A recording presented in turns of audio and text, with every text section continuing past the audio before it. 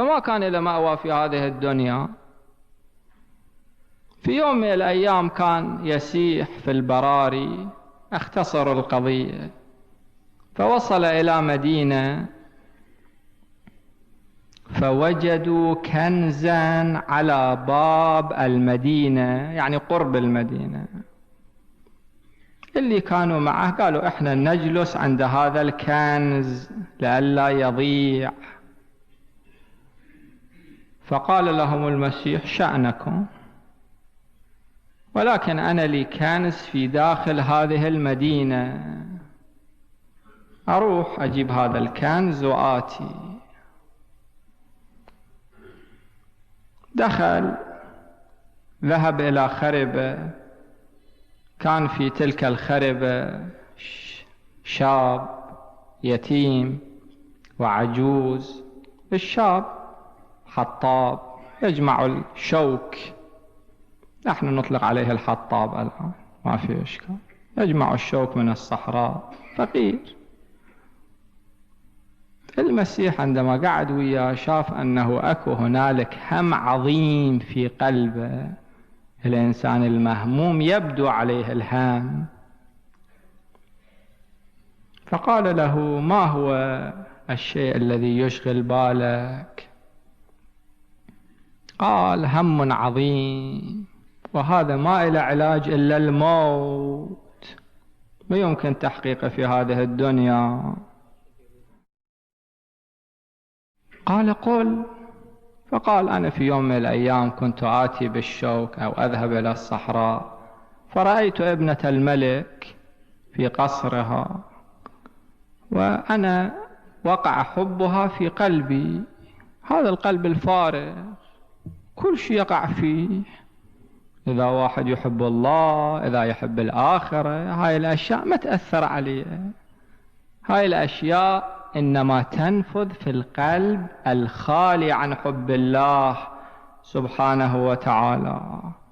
المسيح قال له ما في إشكال، روح أنت واخطب ابنة الملك من الملك، اخطبها، وأنا ضامن أن أنفذ ما يريد.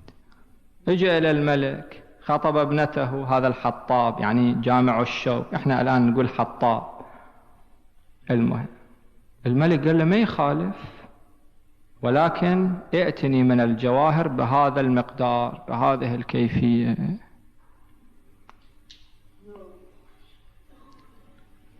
رجع إلى المسيح، شرط تعجيزي كان، قال له ما في إشكال. راح إلى الخربة، أكو أحجار، بنظرة منه أو بدعاء أو بلمسة حولها كلها إلى جواهر. قال أخذ ودي.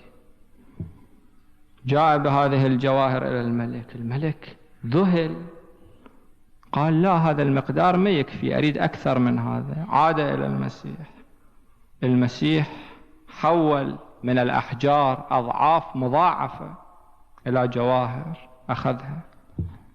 الملك اختلى بالشاب، قال له شنو قضيتك؟ هاي الجواهر منين جابها؟ فقال في الواقع جاء رجل صالح في الخربة وهو الذي حول هذه الجواهر، هذه الأحجار إلى جواهر. فعلم الملك أنه المسيح، قال له ائتني بضيفك ويتم عقد الزواج. جاء المسيح صلوات الله وسلامه عليه وعقد لهم أو شارك في العقد، وأصبح هذا الحطاب زوجا لابنة الملك.